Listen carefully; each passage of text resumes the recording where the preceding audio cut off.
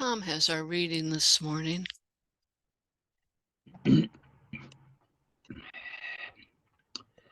This is from the Earth Charter, which was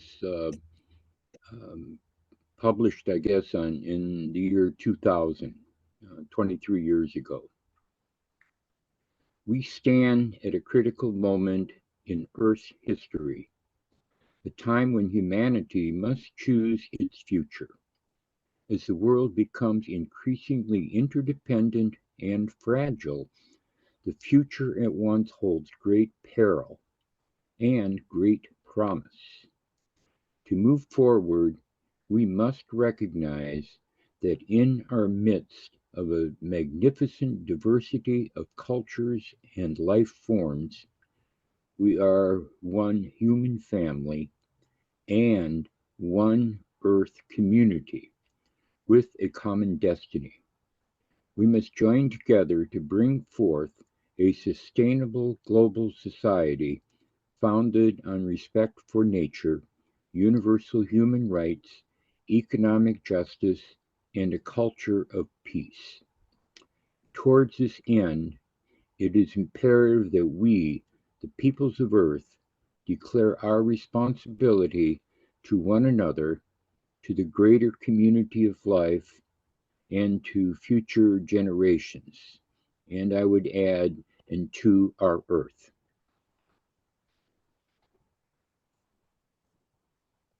Thank you, Tom. We live on an absolutely astounding planet, filled with diverse and beautiful life forms. Just looking out my back window today, I see a blue sky with light shining through the trees. The trunks of the sycamores are gleaming.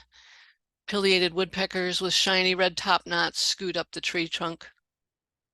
At this time of year, the leaves have fallen, mostly. The bright orange and yellow colors are now brown. And there's the fragrance and crunch of dried leaves beneath the feet, reminding me that our seasons turn and that dormancy is a time for rest, not worry. Let us turn this time of rest to reflection on gratitude and generosity, and how the world might turn in new ways that can turn our hearts from an attitude of gratitude and toward a behavior that leads us toward kinship, justice, and sustainability. The author Anne Lamott writes, gratitude begins in our hearts and then dovetails into behavior. We mysteriously find ourselves willing to pick up litter in the street or let others go first in traffic. You breathe in gratitude and you breathe it out too. Thanks leads to a crazy thought. What more can I give? We take the action first by giving, and then the insight follows, and this fills us.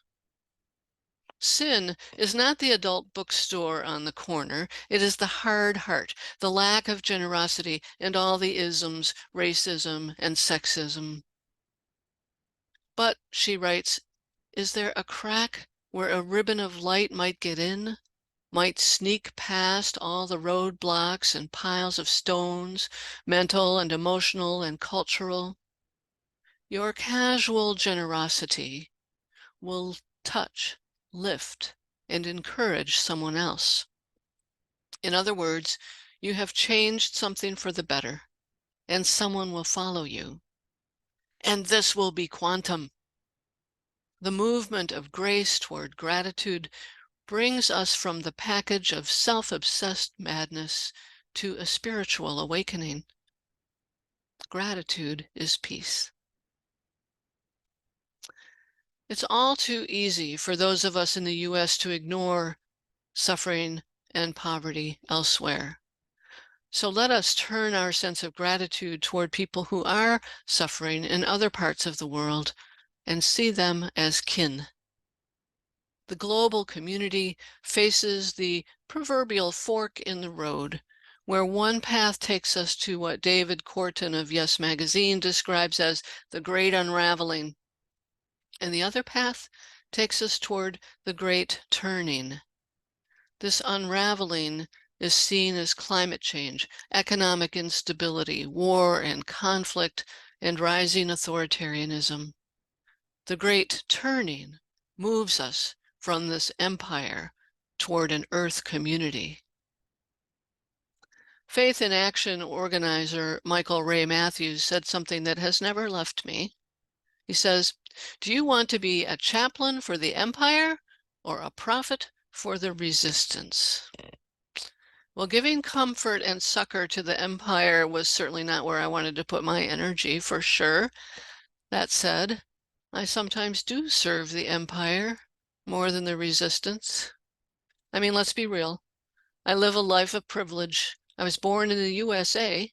I'm white, middle class. I have an education. I'm temporarily able-bodied. I have a decent income and savings in the bank. I do my best to protect what I have. Who wouldn't? The problem is, most of the world does not live like me, and my social location can cut me off from the rest of the world if I'm not careful, if I don't pay attention to the world around me and beyond me. Years ago, I was a visiting nurse in the city of Detroit. And when I did that job, I saw poverty, families never, just barely getting by. I also saw many people who lovingly cared for their family members in their homes, sometimes giving up their jobs and incomes to do so. The income disparities from home to home were evident, sometimes even on the same block. One house would be immaculate, and the next would have stairs you couldn't safely navigate. The disparities were right in front of me. There was a narrative out there, and it still exists, that blamed people for these circumstances. Oh, if they would just work harder, go to school, maybe not have children, couldn't they pull themselves up by their bootstraps? I disagreed with that thought back then. I felt as though people who lived in poverty were not to blame for the circumstances they lived in any more than I could take credit for being born in the family I was born in. I also had no idea what to do about it. But somewhere in the back of my mind, I did wonder if people couldn't get out of poverty with hard work. I'm not proud of those thoughts. Most of my clients in Detroit did have homes at least, but on the streets, I would see people without homes and really wished someone would do something. Homelessness seemed to me to be the ultimate sin of our government. How could we allow it? But I eventually moved up the ladder to healthcare administration and turned my thoughts away from what I witnessed. But it gnawed at me, maybe in the back of my mind, but it was there. I had also seen poverty in other countries that was heart-wrenching. In Mexico, along the border to the US, and this was long before the wall, there were people living in arroyos or dry stream beds in cardboard shelters. Goodness, this was literally a stone's throw away from the richest country in the world. But again, what could I do? This kind of poverty is much more about systems than what any individual can do. In our capitalist system, we have some government programs that help, but they're not really designed to change things.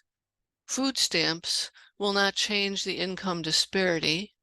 They do alleviate hunger, so let's keep them. But for those of us with privilege, this system is invisible. It's just the way it is. What can I do? David Corton, in his book, The Great Turning, tells the Star Trek story of the Cloud Minders. The story takes place on the planet Ardana. He writes, the planet's rulers live in a peaceful splendor in the beautiful city of Stratos, suspended on a platform high in space. Far removed from the planet's desolate surface, they are also far removed from the misery and violence endured by the troglodytes, who toil under terrible conditions in the planet's mines below, to earn the interplanetary exchange credits, money, used to import the luxuries that the rulers of Stratos enjoy.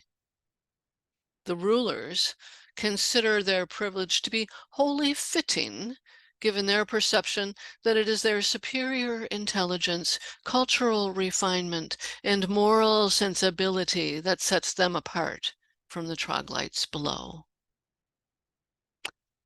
Is that story so far off from the story of being able to pull yourself up by your bootstraps?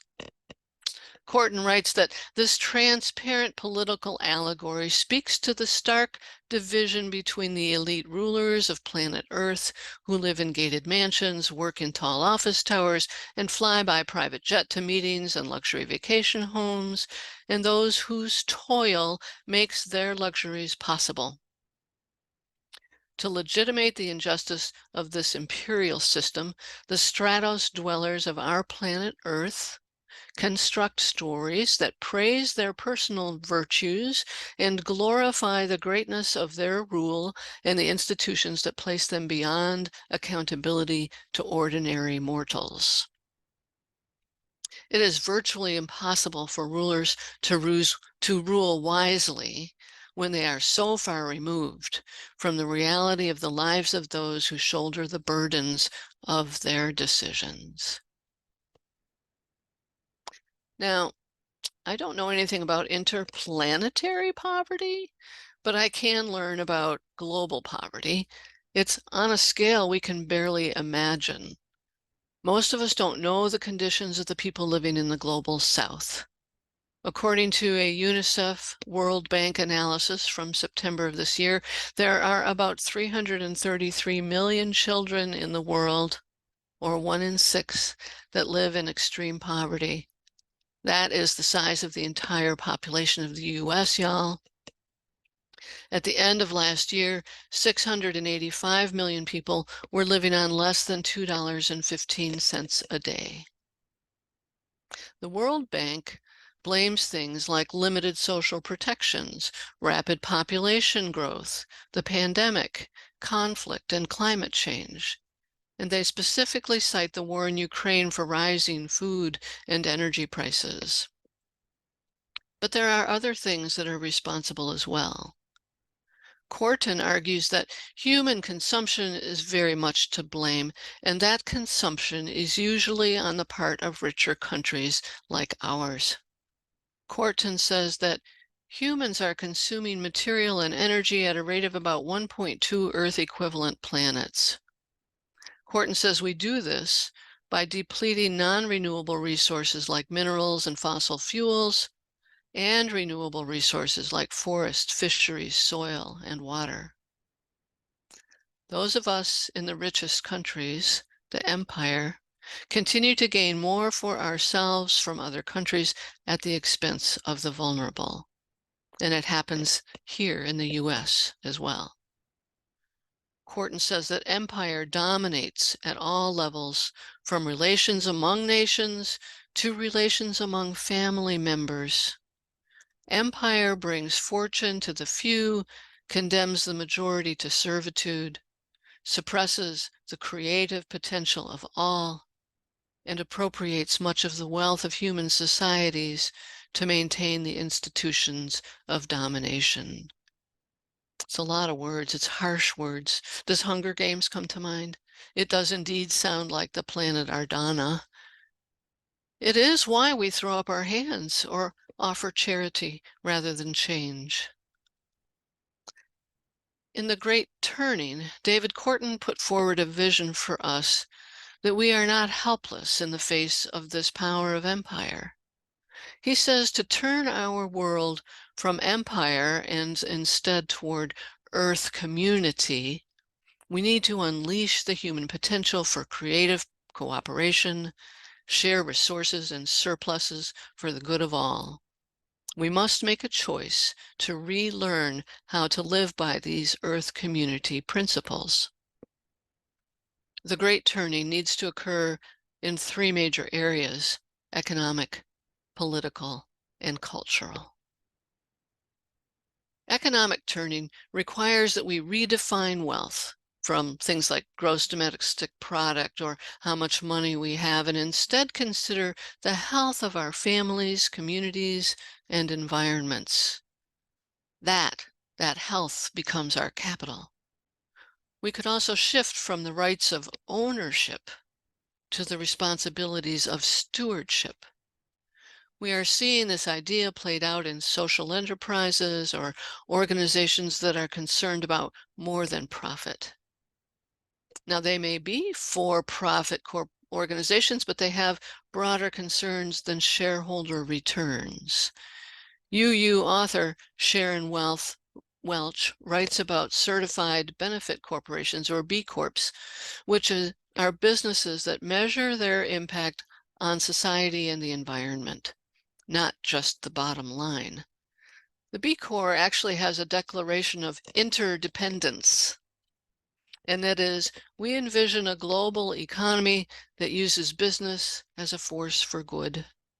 As B Corps and leaders of this emerging economy, we believe that we must be the change we seek in the world, that all businesses ought to be conducted as if people and place mattered, that through their products, practices, and profits, businesses should aspire to do no harm and benefit all. To do so requires that we act with the understanding that we are each dependent upon one another, and thus responsible for each other and future generations. Wow, imagine a business with that philosophy. Patagonia and Ben & Jerry's are two examples, and there's more on the website. The political turning that Corton describes moves us, the political turning, the next one, from a $1, one vote democracy to a one person, one vote democracy, and from a passive to active citizenship. It means that rather than compete for individual advantage, we move to cooperate for mutual advantage. We are currently in the midst of a significant struggle for political turning as authoritarianism is on the rise. It can be countered with active citizenship.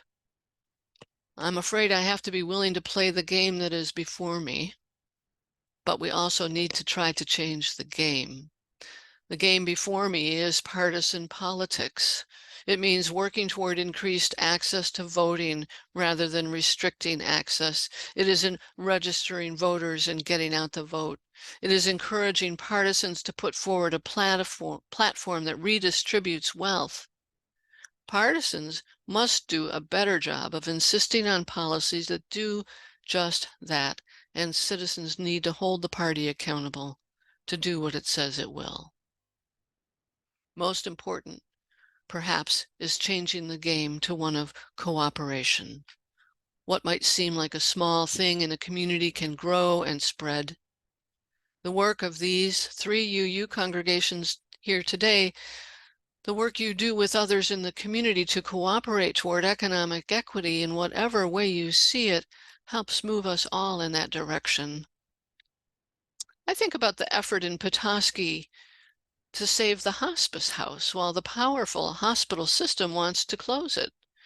This house is probably expensive for the hospital to run, but it provides a needed economic benefit to the people who may have no comfortable place to spend their final days. The protests of the citizens may have an influence on what the hospital does. I hope so. And I hope in the end, the story we will tell is the people of Petoskey saved hospice house.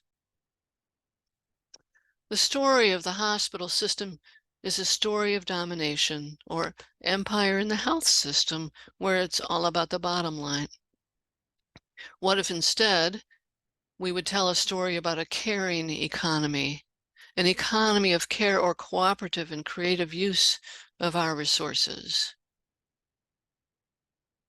I wonder if the hospital CEO knows the stories of people who need that house. And finally, a cultural turning that includes a spiritual awakening, turning away from money towards spiritual fulfillment, from a belief in our limitations to a belief in our possibilities, and from fearing our differences to rejoicing in our diversity. Our culture is formed by the stories we tell, and the stories of empire are told over and over again. The story is that constant economic growth helps everyone, and that the wealthy can create a better life if we cut their taxes and eliminate regulations, measures that reduce how much they can trickle down. Or there's a security story of how dangerous the world is with terrorists and enemies. Look at what is happening in Gaza and Israel right now. Israel is squashing Palestinians. And of course, there is Christian nationalism reinforcing the story that God rewards the wealthy and powerful and mandates them to rule the poor who deserve what they get, all driven by greed. A cultural shift can be seen in how the Unitarian Universalist Service Committee operates. UUSC is unique as a mission-oriented organization. UUs often criticize Christian missionaries for going to other countries to help, but whose real purpose is to convert heathens to Christianity. We have our own history of that kind of help, but we have learned much over the years, I hope. UUSC doesn't send missionaries. Instead, it offers to support groups in the countries that already have things going on. UUSC looks especially at places where women's rights or LGBTQ plus rights are under threat, or where democracy is in peril. The UUSC supports self-determination and advances human rights. They partner with people who are confronting power structures and injustice. They are grounded in the belief that all people have inherent power and dignity. Many UUs make donations to the UUSC this time of year through the Guest at Your Table program. I encourage you to look at it.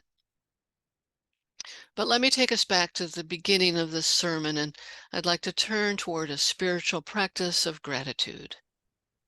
Joanna Macy, a Buddhist who coined the term the Great Turning, writes that when we come from gratitude, we become more present to the wonder of being alive in this amazing world, to the many gifts we receive, to the beauty and mystery it offers.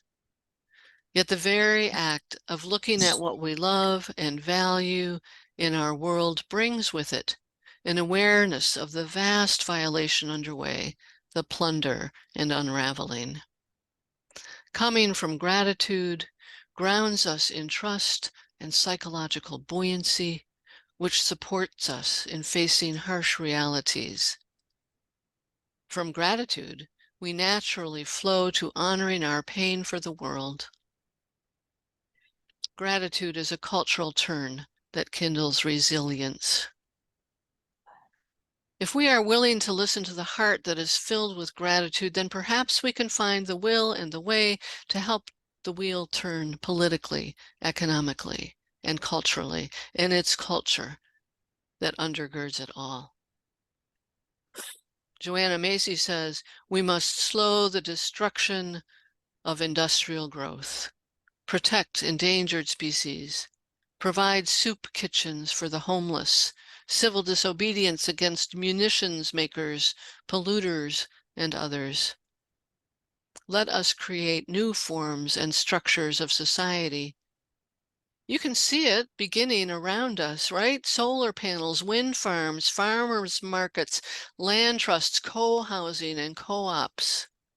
These structures must be sustained by a change in our perception of reality. We need a personal and collective, cognitive and spiritual shift, inspired by ancient traditions and by new sciences.